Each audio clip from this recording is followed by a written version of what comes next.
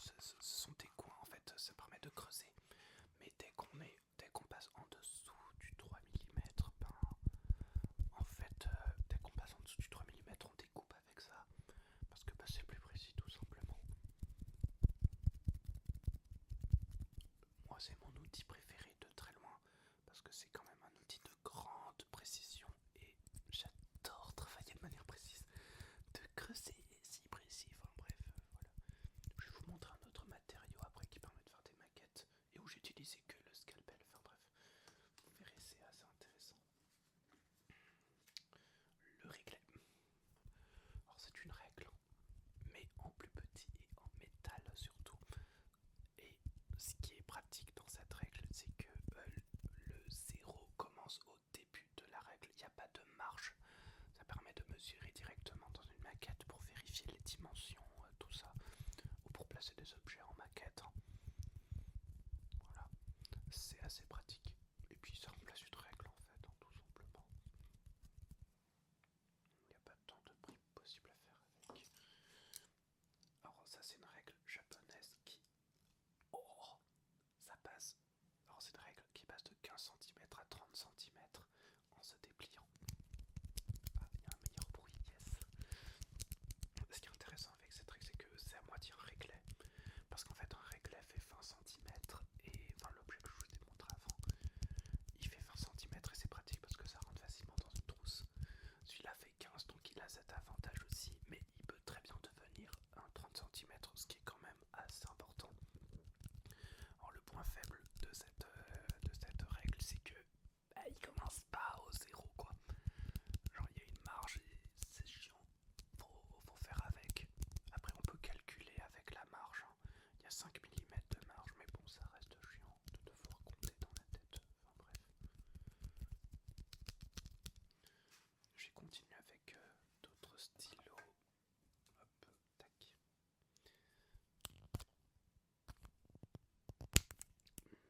Mitsubishi Penso slash Uniball Eye. C'est un stylo assez connu qui en fait... c'est le style, pour moi c'est le stylo de prise de notes, tout bête. Alors moi je les achète au Japon parce que ça coûte diablement moins cher qu'ici. Ici ça coûte, je sais pas, 3-4 € facile en magasin d'art. Tandis qu'au Japon c'est 106 yens. Sachant que 160 yens vaut 1 €. Je crois que vous avez compris à quel point ça coûte moins cher. Dès que ma mère va au Japon, je lui demande d'en ramener. Enfin bref, assez important. Ces stylos s'accompagnent évidemment de plein de couleurs différentes, hein, avec les Pilot qui est aussi une marque japonaise donc je demande à acheter au Japon, voilà. Hop, on va prendre ça, tac. Les crayons avec différents graphites. Donc là, on a un graphite F, un graphite 4P et P. Alors qu'est-ce que le graphite? Le graphite permet de faire des dessins plus ou moins gras, on va dire. Ça permet de faire des formes d'ombre. En fait, plus le graphite est élevé, plus la mine du crayon va être lisse. Donc plus le graphite est élevé, plus on fait des dessins. En fait, ça permet de... Ça fait des dessins pour représenter de l'ombre, on va dire. Je vous laisse essayer, hein, parce que c'est assez... En fait, c'est assez parlant de le faire en fait en direct. Moi, pour écrire, j'utilise du F. L'inverse du P, c'est du H, qui en fait sont des traits de plus en plus fins, mais qui se voient de moins en moins.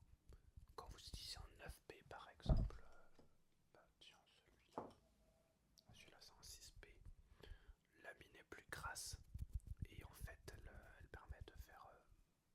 on peut vraiment colorier comme ça à l'horizontale. Ça permet plutôt de faire des sombres et du remplissage, on va dire. Voilà, contrairement à du H où en fait c'est des traits hyper fins, enfin bref. C'est le HP, le classique, que tout le monde utilise comme graphite. Ensuite, du balsa. Alors, un matériau de maquette qui coûte, on va dire, plus cher que le carton plume, hein, donc assez cher. Ça permet de représenter du bois, comme vous pouvez le voir, c'est assez fin. Il existe aussi sous forme de baguette pour faire des poteaux, par exemple.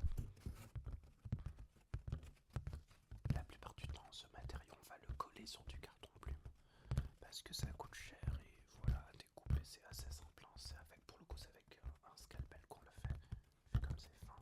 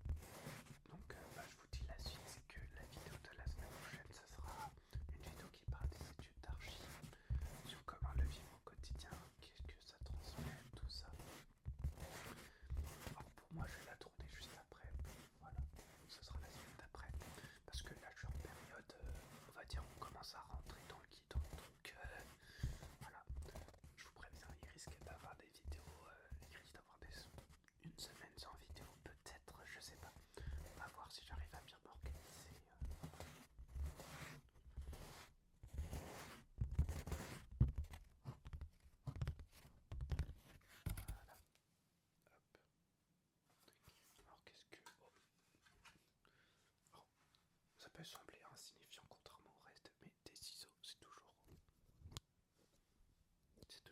important pour découper du papier, tout ça. Enfin, vous connaissez ça pour le coup. Pour ma part, c'est assez chiant les ciseaux. Enfin, j'aime pas trop ça parce que je suis gaucher. Et en fait, faut savoir que les ciseaux, bah, en fait, c'est un objet vraiment fait pour les droitiers. Parce qu'en fait, en tenant les ciseaux pour un droitier, en fait, les lames se croisent et c'est comme ça que ça coupe. Quand un gaucher prend des ciseaux, en fait, les lames se décroisent. Du coup, ça ne marche pas. Je vais pas vous mentir, ça m'énerve parce que pour moi, c'est la première, c'est peut-être la forme de discrimination, enfin, non pas de discrimination, mais la première forme d'usage non inclusif en fait qui existe. Ne serait-ce que quand t'es gaucher, voilà. Les objets coûtent plus cher, enfin, certains objets coûtent plus cher parce que c'est plus rare tout simplement. Mais bon, moi je trouve ça assez rageant quand même. Pour moi, ça, on peut. Enfin, je vais pas appeler ça un handicap, mais bon, ça reste embêtant au quotidien, quoi.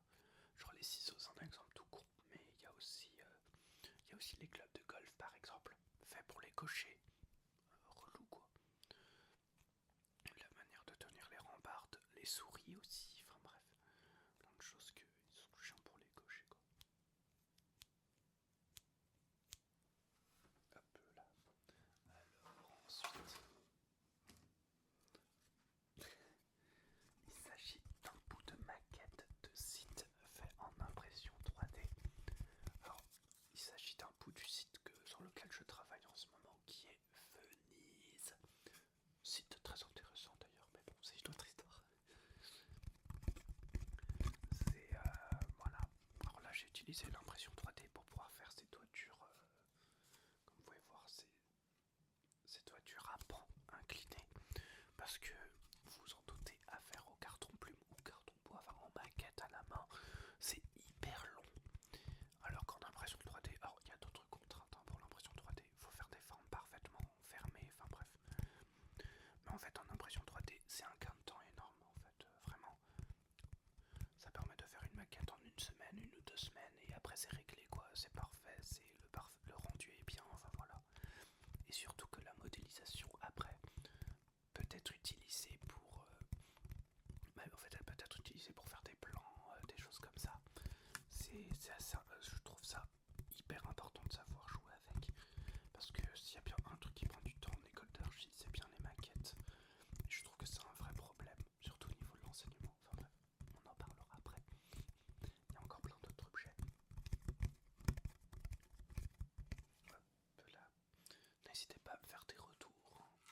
Est-ce que je parle trop d'archi parce que j'ai tendance à tout voir archi, enfin à voir tout sous l'angle de l'archi, c'est quand même pas dingue.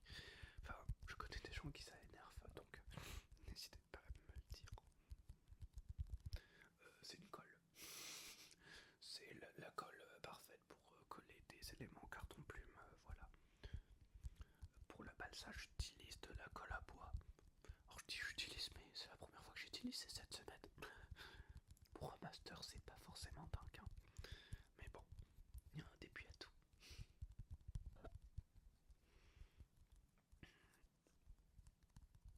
C'est la colle Scotch, parce que Scotch est une marque qui est connue pour son ruban adhésif, mais ils font aussi de la colle. Voilà. C'est le même type de règle que je vous ai montré avant. Voilà. Mais il est en métal et surtout, il commence. Ah, voilà. Il commence à 0. C'est magnifique. Parce que ce sera peut-être la miniature. La règle comme ça. Hop là. Ce qu'il y a de bien avec le métal, c'est que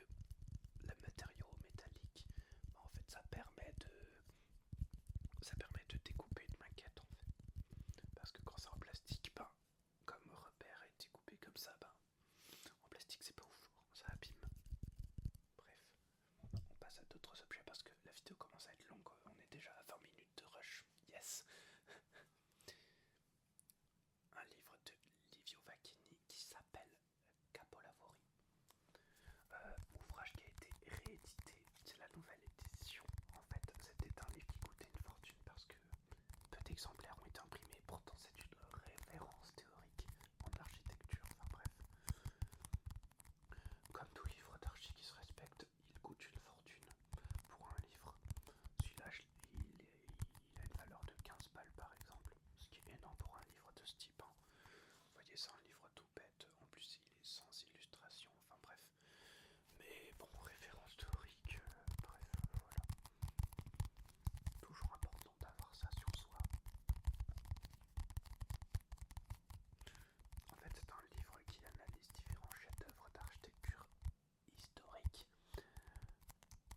notamment la première forme d'architecture qui existait dans l'histoire, qui est Stonehenge en Angleterre. Les menhirs, tout ça, verticaux, qui en fait sont la première forme d'architecture que l'on décrit.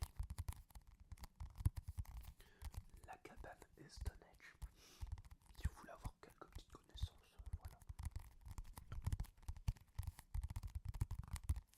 Voilà. Alors, j'ai dû couper la vidéo parce que la caméra surchauffait. Donc, voilà. Petit cut. On était sur le design de Stéphane Vial, donc du coup que je vous ai déjà lu, mais j'adore le tapping avec. Je vais vous faire du tracing avec Vakini.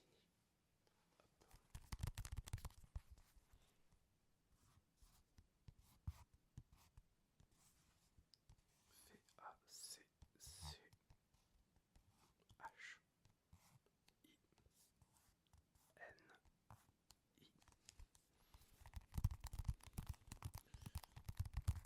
Il n'y a même pas de texte derrière, donc j'ai rien à vous dire. Alors j'ai des petites anecdotes là-dessus, mais en vrai la vidéo d'après. Allez, on va résister.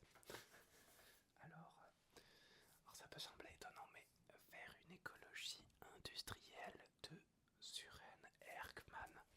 Alors, comment mettre en pratique le développement durable dans une société hyper industrielle? Il s'agit d'un vieil ouvrage qui date des années 80, un truc comme ça, qui en fait il parle d'industrie et de développement durable. C'est quand même assez étonnant de relier ces deux termes de les mettre côte à côte, mais il explique toute une théorie sur voilà, sur la manière de faire de l'industrie. Ce qui est assez impressionnant, c'est à quel point il est en avance sur certains sujets, parce que pour les années 80, parler d'industrie écologique, c'est quand même assez étonnant. Surtout qu'il parle des rapports du GIEC, tout ça, enfin ce qu'on entend parler aujourd'hui en fait. C'est aussi triste de savoir à quel point ça passe cet ouvrage est aujourd'hui utilisé comme référence, mais avant pas du tout. Parce que c'est un mec, Søren Erkman, c'est quand même, c'est pas n'importe qui quoi, c'est un ancien dirigeant de General Motors, enfin ça rigole pas quoi. Mais bon, l'essentiel est qu'aujourd'hui ce soit pris en compte. Dedans il parle notamment du cadmium, qui est un sujet qu'Hugo Décrypte a parlé récemment. Ça m'a fait assez rire parce que quand il a parlé du cadmium et tout, j'étais en mode je suis au courant. Malheureusement, je savais pas que c'était aussi dangereux à ce point. Par contre,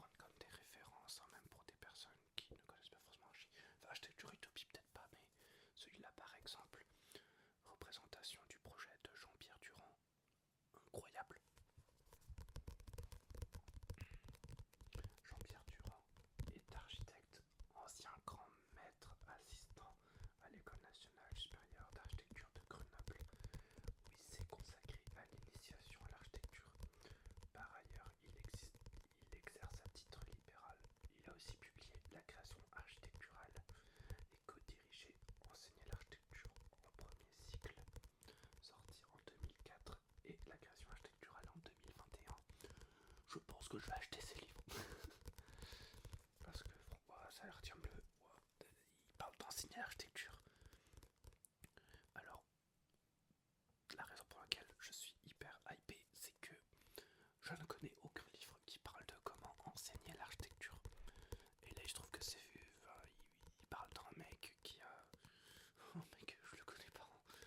Qui a été ancien grand maître, ancien maître assistant, et qui en fait parle d'enseigner l'architecture. Je pense que c'est important.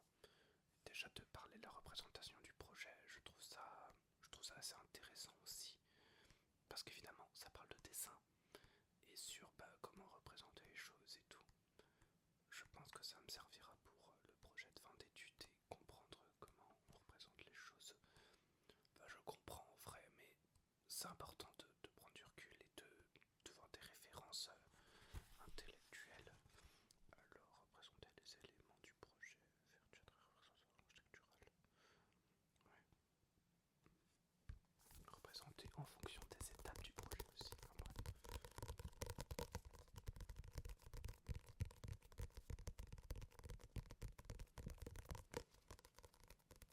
Bon, voilà. Tac. Je pense qu'on a fait un certain tour. La vidéo, enfin, je pense qu'elle va faire une vingtaine de minutes. Ce qui est quand même plutôt pas mal, je trouve, comme résultat. Enfin, bref. J'espère que celle-ci vous aura plu. On se retrouve assez bien, enfin, assez rapidement la semaine prochaine pour l'autre vidéo qui va parler de comment vivre les études d'architecture, comment je vis ça et comment certaines, enfin, donner un peu de l'image quoi, parce que je sais que c'est assez connoté négativement comme positivement et disons que j'aime bien poser